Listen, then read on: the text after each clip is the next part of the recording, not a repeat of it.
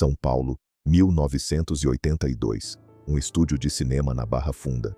Uma menina de 19 anos entra no set com o rosto maquiado como se fosse uma mulher de 30. A câmera aponta para ela. O diretor grita: "Ação!" E o que acontece nos próximos minutos vai persegui-la por mais de 40 anos. Isso não é fofoca. É poder. O nome dela é Maria da Graça Xuxa Meneghel. Na época, ainda não era a rainha. Ainda não tinha o programa. Ainda não tinha os Xuxinha, os Paquitas, os milhões de crianças que iam gritar seu nome em estádios. Era só uma modelo gaúcha de olhos azuis tentando sobreviver no mundo do entretenimento carioca. E nesse mundo, segundo o que se sabe e o que foi amplamente reportado por jornalistas e pesquisadores brasileiros ao longo das décadas, nenhuma porta se abre de graça. Nenhuma mesmo. Guarda esse detalhe sobre o set de filmagem de 1982, porque ele vai voltar. E quando voltar, vai ser muito mais pesado do que parece agora. O filme se chama Amor Estranho Amor. Dirigido por Walter Hugo Couri, um dos nomes mais respeitados do cinema nacional na época, o longa foi lançado com distribuição comercial normal, estreou em circuito regular e continha uma cena que, segundo reportagens de décadas depois publicadas em veículos como Folha de São Paulo e Veja, mostrava a jovem Xuxa em situação íntima com um menor de idade. A produção foi categórica. Era ficção, era arte, era cinema adulto com classificação indicativa. Mas o Brasil que viu aquilo não esqueceu. E o Brasil que descobriu décadas depois ficou em choque. Porque quando esse filme voltou à tona, Xuxa já não era mais uma modelo desconhecida. Era o maior fenômeno da TV brasileira de todos os tempos. Era a mulher que comandava o imaginário de duas gerações de crianças. Era o símbolo da infância feliz, da manhã de sábado, do algodão doce e da música animada. E, de repente, esse arquivo de 1982 reaparecia como uma granada no meio de tudo isso. Como se apaga um filme inteiro. Como se remove da memória coletiva algo que já foi visto, distribuído, gravado, copiado. Segundo informações amplamente divulgadas na imprensa brasileira, Xuxa e sua equipe jurídica tentaram fazer exatamente isso. Processos, liminares, pressão sobre distribuidoras, sobre videoclubes, sobre sites. E por um tempo, funcionou. Por um tempo, o Brasil quase esqueceu. Mas aí o segundo nome entra nessa história. E quando ele entra, tudo fica mais escuro. João Teixeira de Faria. Conhecido no mundo inteiro como João de Deus. Um homem do interior de Goiás que durante décadas recebeu presidentes, artistas, empresários, jornalistas, figuras públicas de todos os campos, na sua casa de Dom Inácio de Loyola, em Abadiânia. Um homem que se apresentava como médium incorporado, capaz de curar doenças incuráveis, de operar sem bisturi, ao de fazer o impossível. Um homem que, em dezembro de 2018, foi preso pela Polícia Civil de Goiás, depois que mais de 300 mulheres apresentaram denúncias formais de abuso sexual. 300. Em 5 décadas de atividade. Segundo coberturas extensas da Globo, de O Globo, da Folha, do UOL e de dezenas de outros veículos, entre os que frequentaram Abadiânia ao longo dos anos, havia um número impressionante de celebridades brasileiras. E o nome de Xuxa Meneghel, de acordo com relatos publicados e declarações públicas que circularam amplamente na mídia, apareceu nessa lista. O que ela foi fazer lá? O que ela sabia? O que ela viu? Essas são as perguntas que o Brasil nunca respondeu completamente. E o silêncio em torno delas é tão alto quanto qualquer resposta poderia ser. Hoje você vai descobrir 4 coisas que a maioria das pessoas não conectou ainda. Primeiro, o que realmente aconteceu nas filmagens de 1982 e por que a batalha legal em torno daquele filme foi muito além do que foi noticiado. Segundo, a natureza do vínculo entre Xuxa e João de Deus, segundo o que foi publicado e declarado publicamente. Terceiro, as contradições que ela mesma criou ao tentar explicar esse vínculo. E quarto, acho o mais pesado, o que uma série de jornalistas e pesquisadores levantaram sobre o que pessoas como ela poderiam ou não poderiam ter sabido sobre o que acontecia em Abadiânia. Se você acha que já sabe tudo sobre Xuxa Meneghel, espera mais um pouco, porque o que vem a seguir não está no especial de aniversário de nenhuma emissora. Mas antes de continuar, se você chegou até aqui e ainda não se inscreveu nesse canal, faz isso agora. Aperta a campainha. Porque os próximos capítulos dessa história são os que mais geram silêncio nos bastidores. E a gente não vai parar.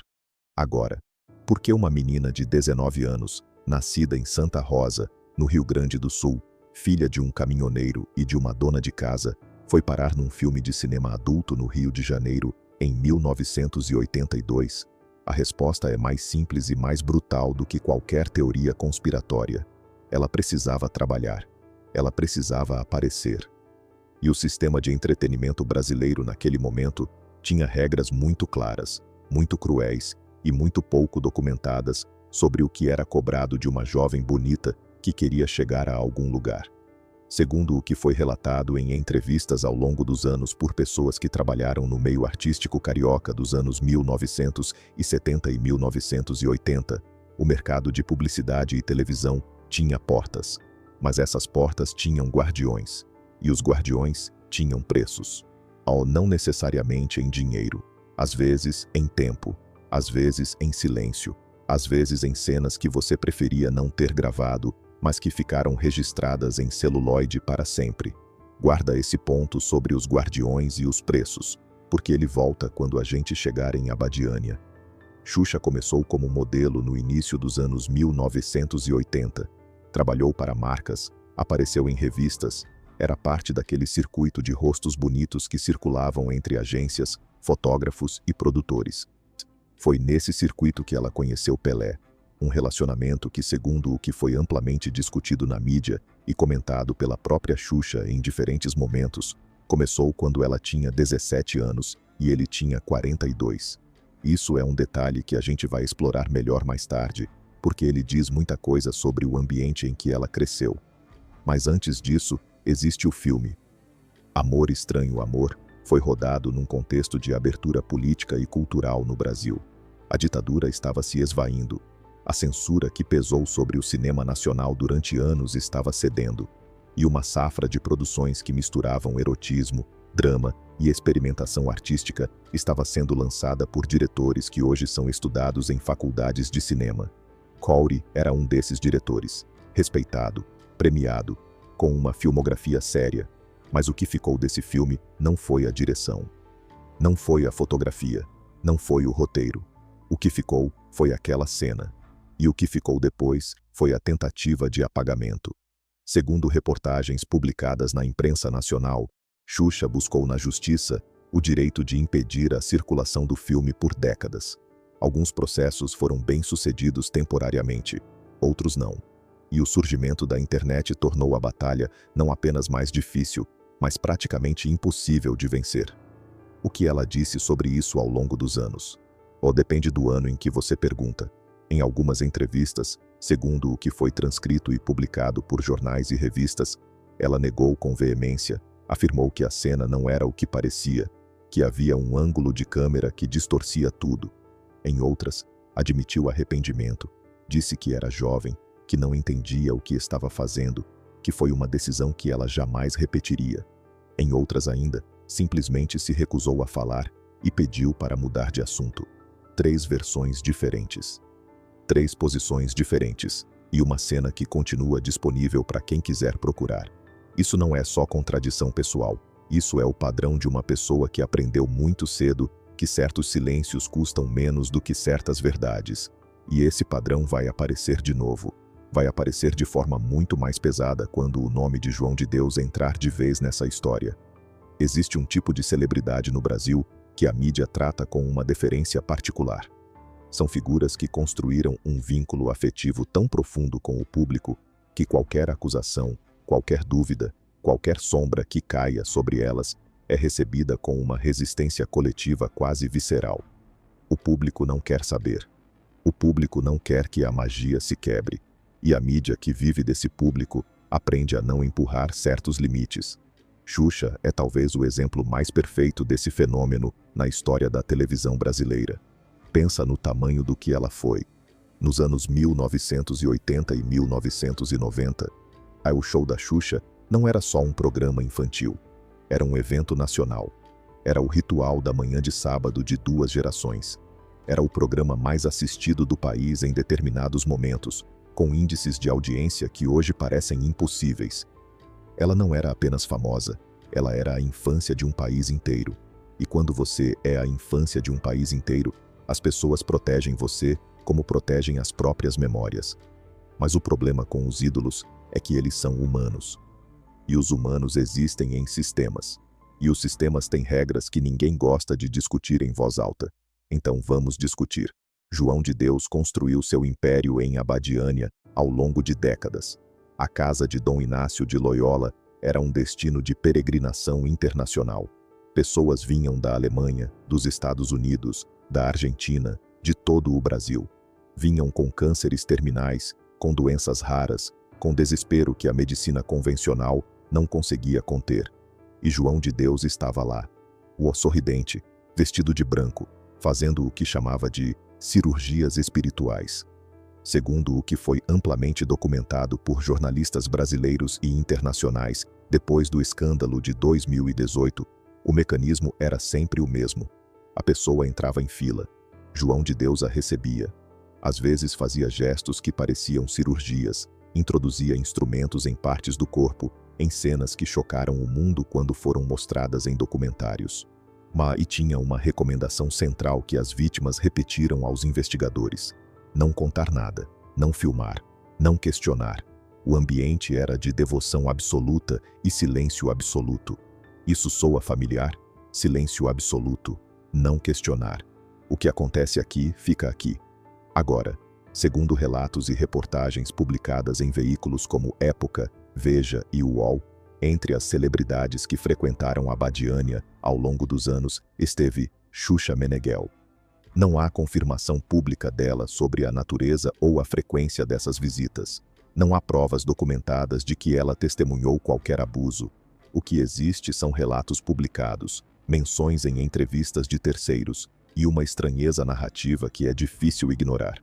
Porque uma das pessoas mais famosas do Brasil escolheu, em diferentes momentos, segundo esses relatos, estar na órbita de um homem que depois seria acusado por mais de 300 mulheres. Não estamos afirmando que ela sabia. Não estamos afirmando que ela viu. Estamos perguntando o que qualquer jornalista honesto perguntaria. O que ela sabia, quando soube, e por que o silêncio foi a resposta escolhida depois que tudo veio à tona. Porque quando o escândalo de João de Deus explodiu em dezembro de 2018, depois que a jornalista Antonieta Ciantelli, do SBT, publicou reportagem com dezenas de depoimentos de vítimas, e depois que o programa de Luciana Gimenez, e especialmente o documentário da HBO Brasil, trouxeram o tema para o centro da mídia nacional, celebridades de todo o país tiveram que se posicionar. Algumas foram rápidas, algumas foram vagas, algumas fugiram da pergunta com uma elegância que só quem treinou para isso consegue ter. Segundo o que circulou amplamente na mídia à época, a reação de Xuxa ao escândalo foi discreta, distante, cuidadosamente formulada. Não houve condenação pública veemente. Não houve, eu estive lá e posso dizer que nunca vi nada. Não houve, eu nunca fui. O que houve foi o tipo de silêncio que, como já dissemos antes, alimenta mais teorias do que qualquer declaração jamais poderia. E aqui está a questão que nenhuma emissora quis empurrar.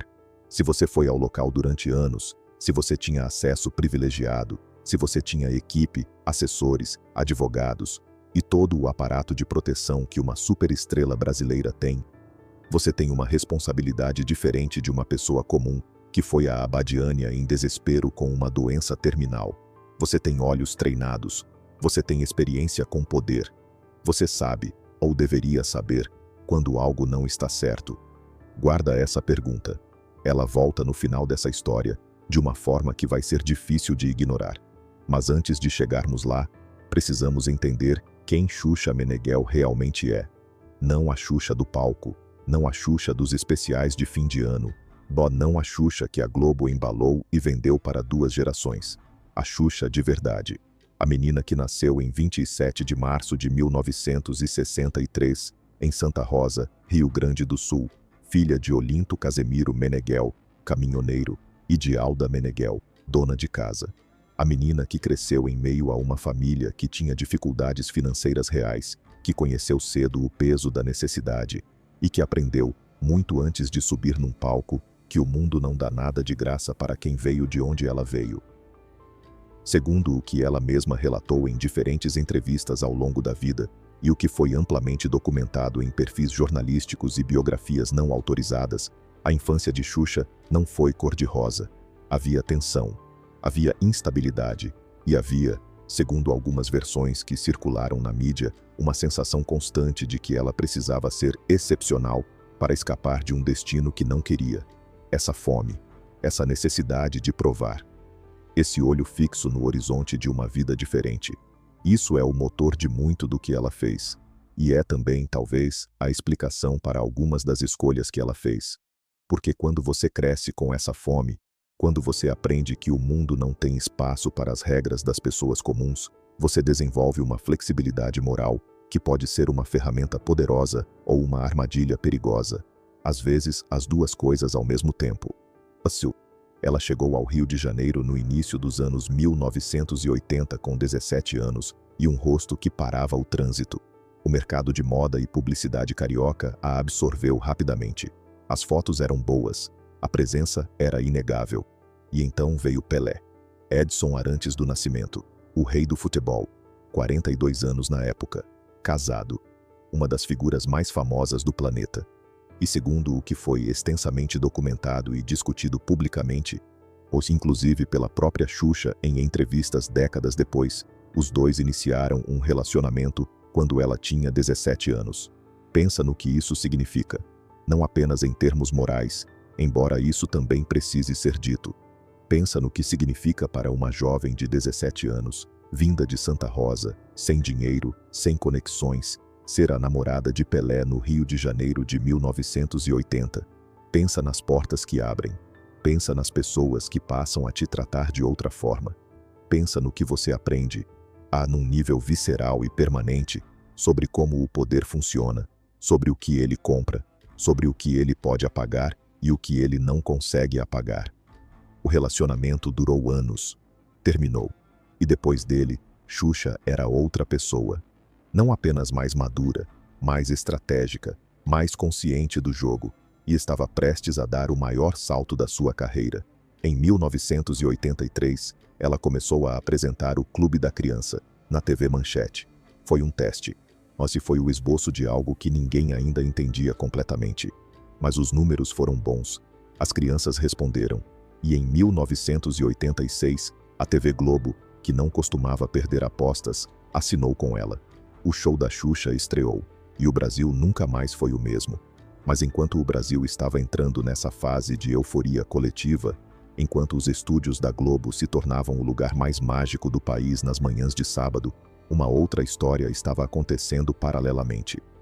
Uma história que a maioria das pessoas não conhece. Uma história que conecta pontos que nunca foram conectados publicamente de forma clara. João de Deus começou a ganhar fama nacional também na segunda metade dos anos 1980.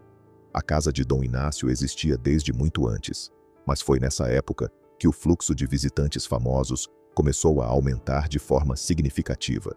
Segundo reportagens publicadas após o escândalo de 2018 em veículos como Piauí, Época e O Globo, o perfil dos visitantes ilustres incluía políticos, empresários e um número considerável de artistas e apresentadores da televisão brasileira.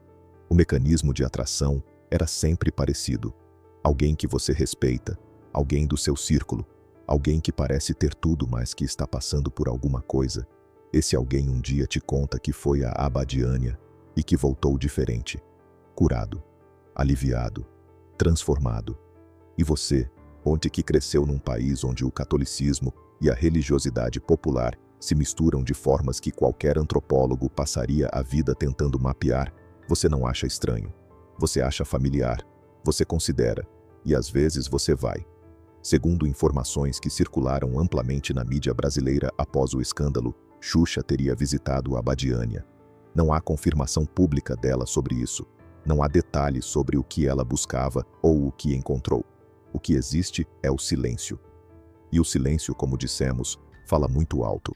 Aqui é onde tudo começa a ficar mais escuro, porque existe uma terceira camada nessa história que vai além do filme de 1982 e além da conexão com João de Deus.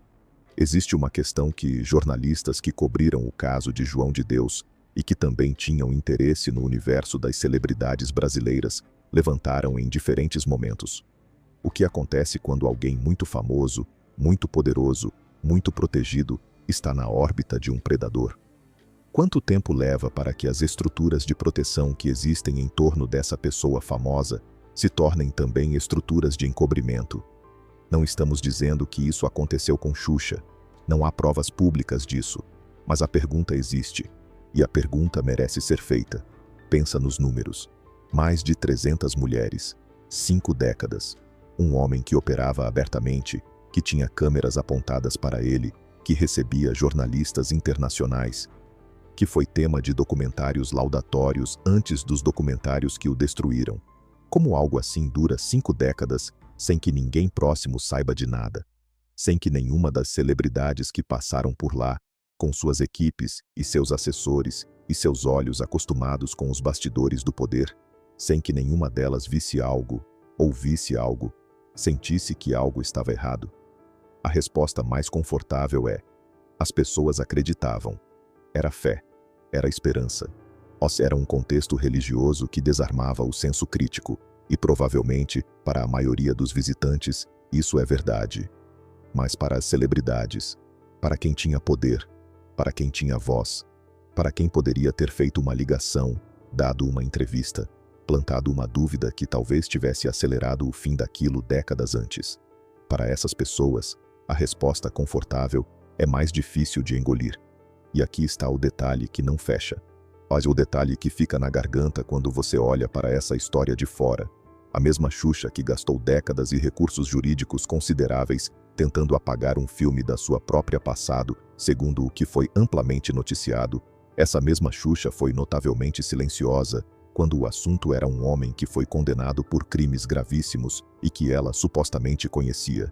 Isso não é uma acusação, é uma observação, mas é uma observação que pesa.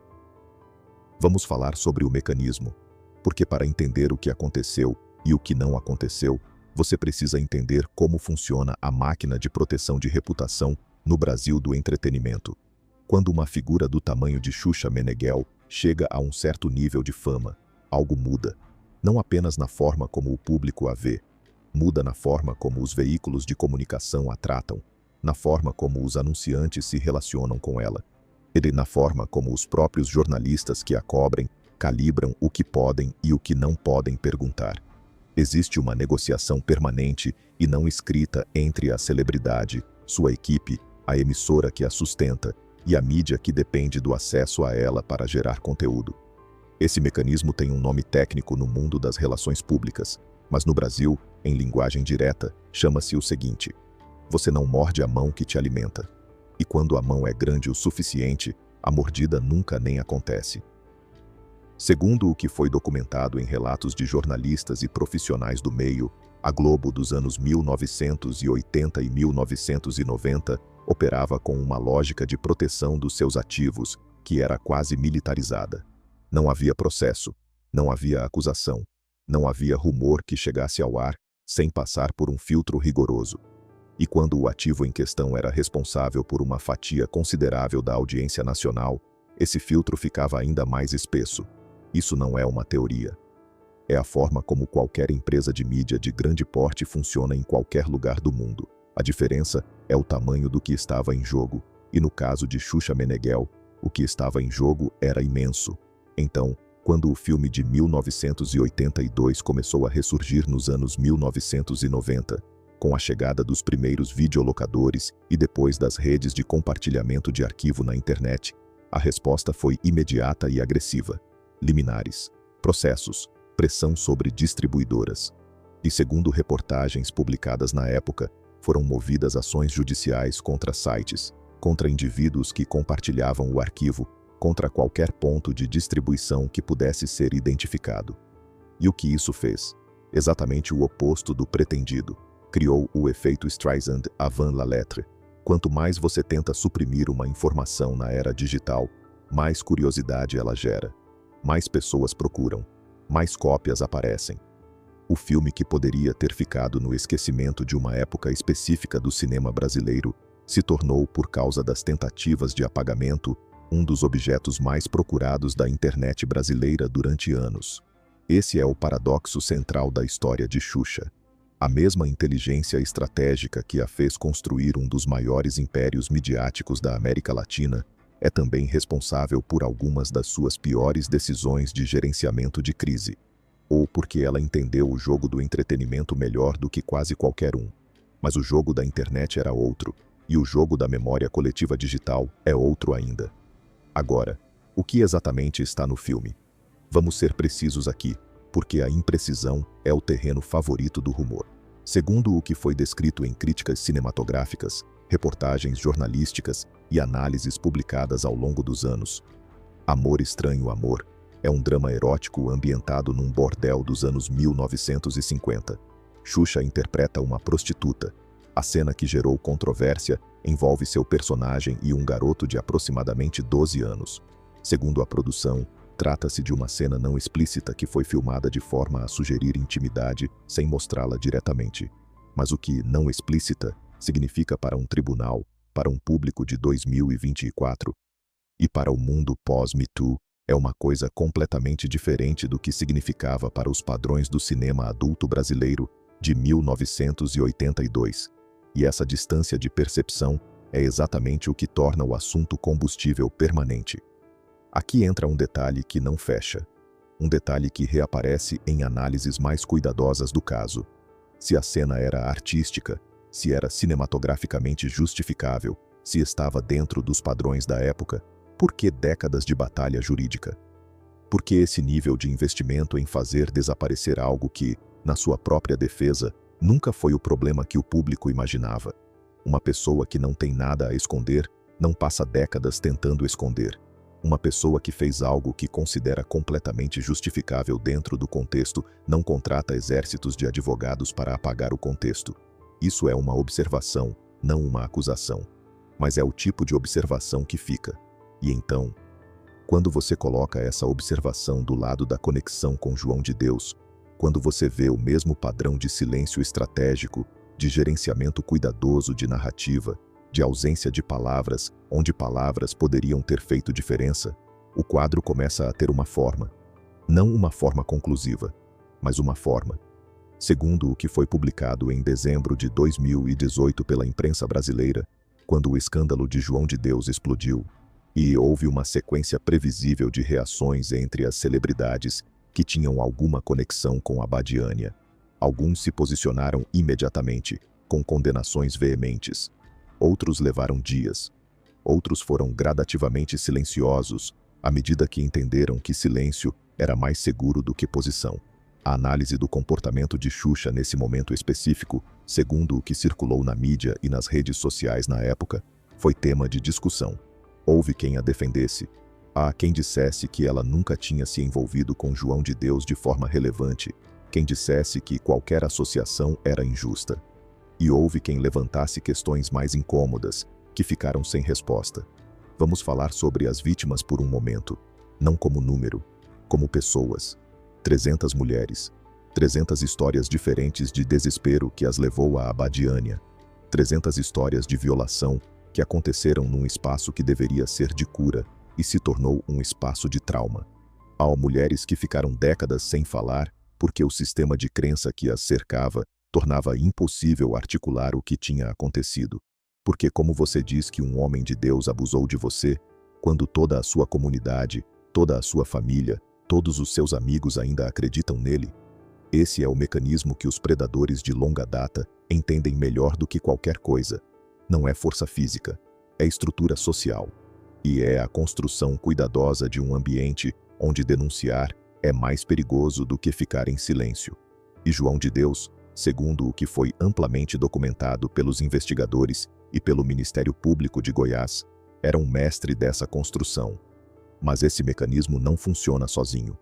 Ele precisa de legitimidade externa. Precisa de pessoas reconhecidas, respeitadas, amadas pelo público, que apareçam no espaço e validem o que está acontecendo. E é aqui que a responsabilidade das celebridades não é apenas simbólica, é funcional.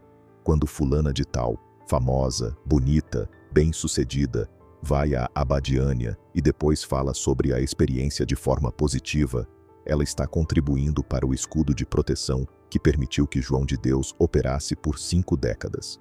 Isso não é julgamento moral simplista, é a mecânica do encobramento coletivo. E essa mecânica tem participantes ativos e participantes passivos.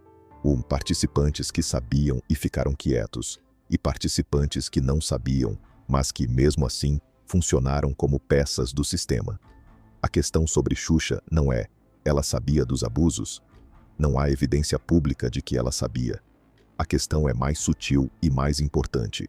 Qual é a responsabilidade de quem tem poder, voz e visibilidade quando está na órbita de algo que depois se revela monstruoso?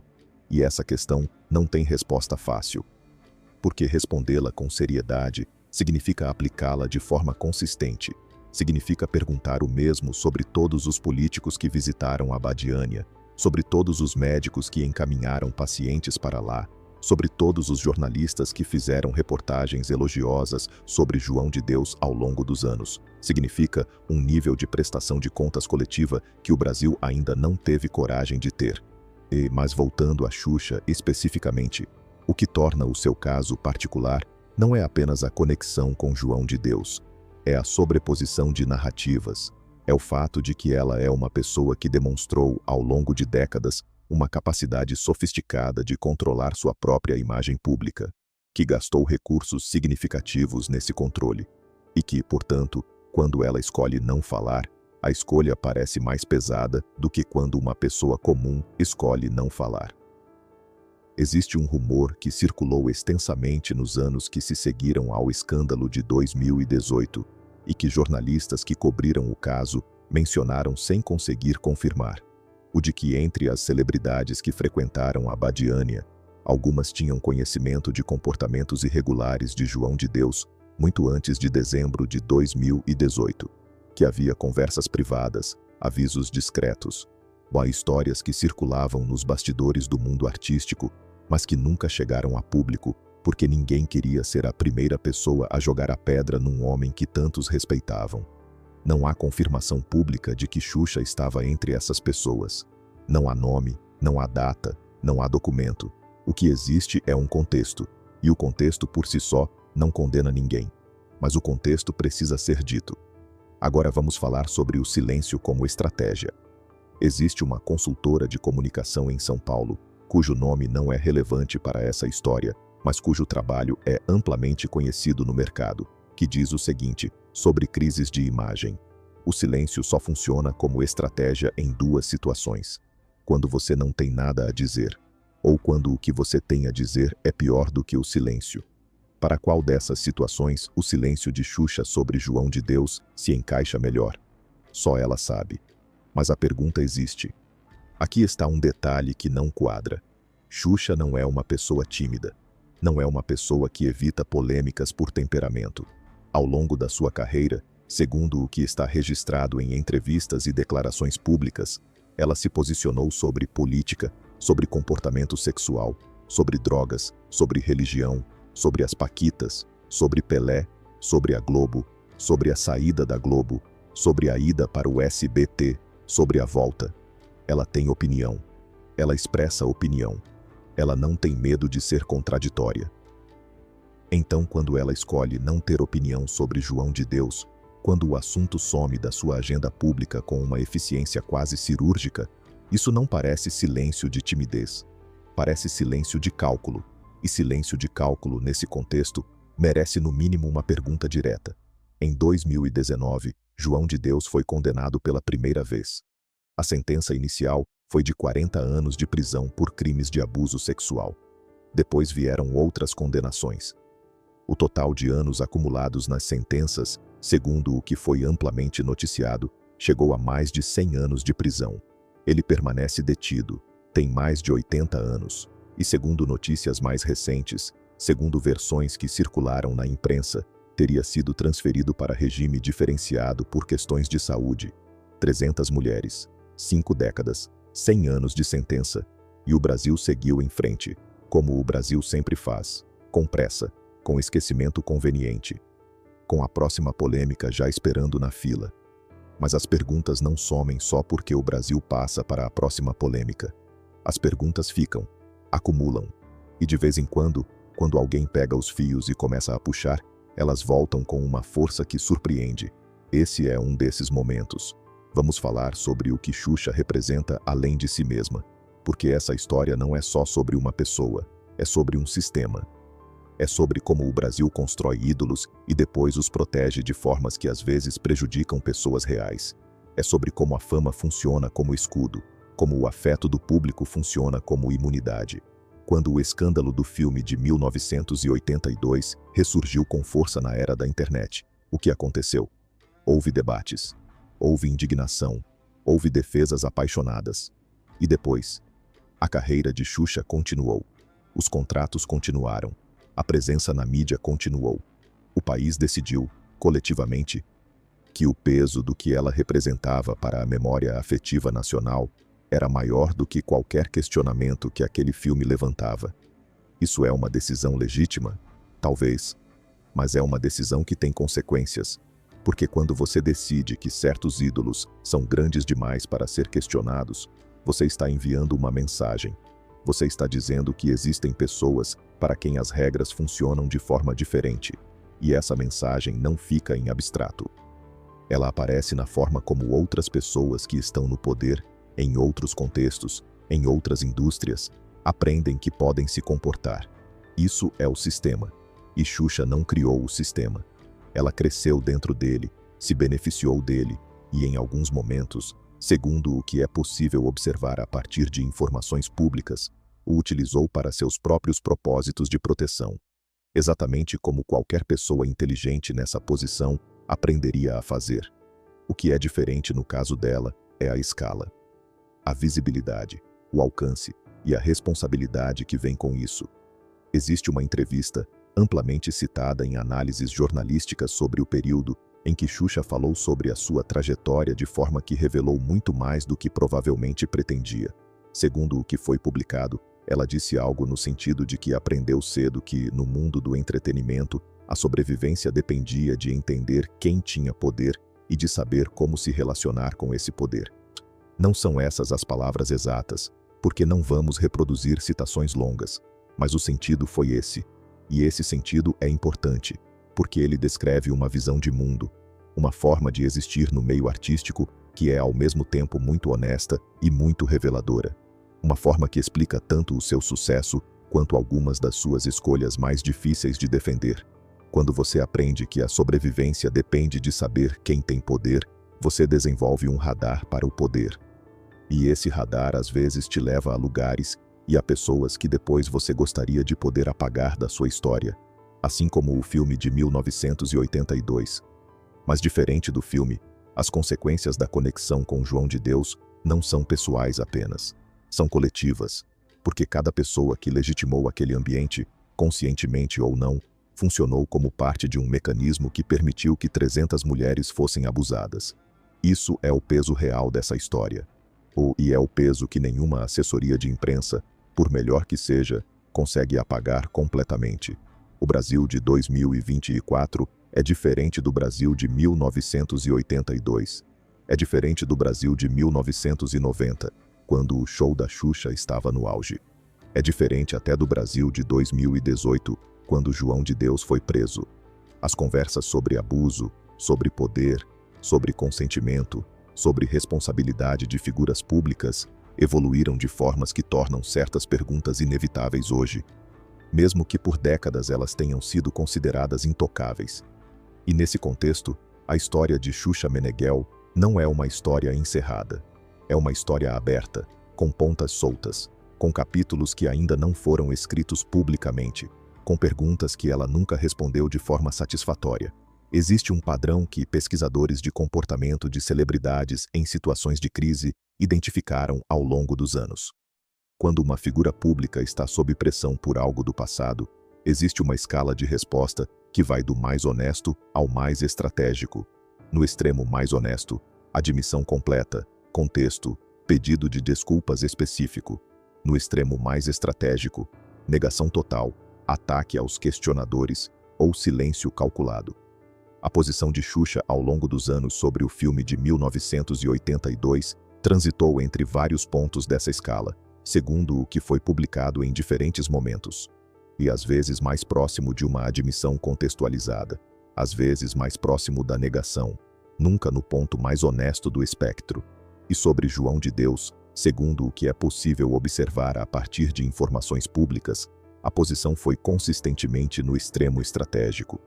Isso não prova nada, mas é um padrão, e padrões são o que sobra quando os fatos definitivos não estão disponíveis. Agora vamos ao que talvez seja o ponto mais importante de toda essa conversa. Xuxa Meneghel tem hoje mais de 60 anos, construiu uma das carreiras mais longas e mais complexas do entretenimento brasileiro. Sobreviveu a escandais que teriam destruído carreiras menores, se reinventou múltiplas vezes, continua presente na mídia, continua tendo voz, continua sendo um nome que gera audiência e interesse. Isso é, em termos objetivos, uma realização extraordinária. E parte dessa realização vem de algo que ela claramente possui em quantidade significativa: a capacidade de controlar narrativas, de saber o que dizer e o que não dizer, de entender quando o silêncio protege e quando a palavra salva. É uma habilidade rara, é uma habilidade poderosa, e é, em certa medida, uma habilidade assustadora quando exercida no contexto errado. Porque as mesmas capacidades que te permitem controlar sua própria narrativa te permitem silenciar narrativas de outras pessoas. As mesmas ferramentas jurídicas que você usa para apagar um filme inconveniente podem ser usadas para intimidar quem quer que te faça perguntas inconvenientes. O mesmo poder que te dá controle sobre sua imagem te dá potencial de influência sobre o que o público sabe e o que não sabe. Esse é o poder real por trás da fama. Não é o palco. Não é o aplauso. É o controle sobre a verdade que outros podem acessar sobre você. E Xuxa Meneghel, ao longo de décadas, segundo o que é possível observar, exerceu esse controle com uma competência que poucos artistas brasileiros demonstraram. Mas existe um limite para esse controle. Sempre existiu. E na era das redes sociais, das plataformas descentralizadas, dos grupos de investigação colaborativa que funcionam fora do alcance dos advogados e das assessorias de imprensa, esse limite chegou muito mais cedo do que ela provavelmente calculou. O filme de 1982 está lá. As perguntas sobre João de Deus estão lá. As contradições nas suas declarações ao longo dos anos estão lá. E o que o público faz com tudo isso é uma decisão que não pertence mais a ela. Pertence a quem ouve, a quem procura, a quem decide o que fazer com informações que por décadas foram suprimidas ou minimizadas. Isso é o que mudou. E essa mudança é irreversível. Então, o que sabemos de fato? O que podemos dizer com base no que está documentado, no que foi publicado, no que foi declarado publicamente? Sabemos que Xuxa Meneghel participou de um filme em 1982 que continha conteúdo que ela passou décadas tentando suprimir. Sabemos que essa tentativa de supressão foi parcialmente bem-sucedida e parcialmente um fracasso. Sabemos que o filme continua acessível e continua gerando debate. Sabemos que João de Deus foi preso em 2018, condenado por crimes gravíssimos contra mais de 300 mulheres, e que entre os que frequentaram a Badiânia, ao longo dos anos, havia um número significativo de figuras públicas brasileiras. Sabemos que o nome de Xuxa apareceu em relatos e reportagens relacionadas a esse universo. Não sabemos o que ela sabia. Não sabemos o que ela viu. Não sabemos o que ela sentiu ou pensou em relação ao que acontecia lá. Sabemos que o seu silêncio sobre João de Deus, no contexto de uma pessoa que é reconhecidamente articulada e não avessa a se posicionar sobre controvérsias, é uma escolha que merece pelo menos uma pergunta. E sabemos, acima de tudo, que a história de Xuxa Meneghel, contada em sua totalidade, com todas as suas camadas, com todos os seus silêncios e todas as suas contradições, é a história de como o Brasil produz e consome poder. É a história de como construímos figuras que ficam grandes demais para serem questionadas. É a história de como o afeto coletivo pode funcionar como blindagem para comportamentos que, em qualquer outra pessoa, teriam consequências diferentes. Isso não é xisme. Isso é o mecanismo. Isso é poder funcionando exatamente como o poder sempre funcionou. E a próxima vez que você ver a Xuxa numa entrevista, sorrindo, sendo recebida com carinho, gerando aquela sensação de nostalgia quentinha que ela aprendeu a produzir com precisão cirúrgica, pensa nessa história. Não para cancelar, não para destruir, mas para ver com clareza o que está diante de você. Uma mulher extraordinariamente talentosa e estratégica que construiu uma carreira monumental num sistema que tem regras que nunca ficam completamente à luz do dia. E as perguntas que ficam abertas são exatamente essas. O que ela sabia sobre o que acontecia em Abadiânia e quando soube? Existe alguma declaração, algum depoimento, algum documento que nunca chegou a público e que um dia pode chegar? E se chegar, o que muda? O que o Brasil, que a amou com tanto fervor por tantas décadas, faz com essa informação? Essas são as perguntas do próximo capítulo.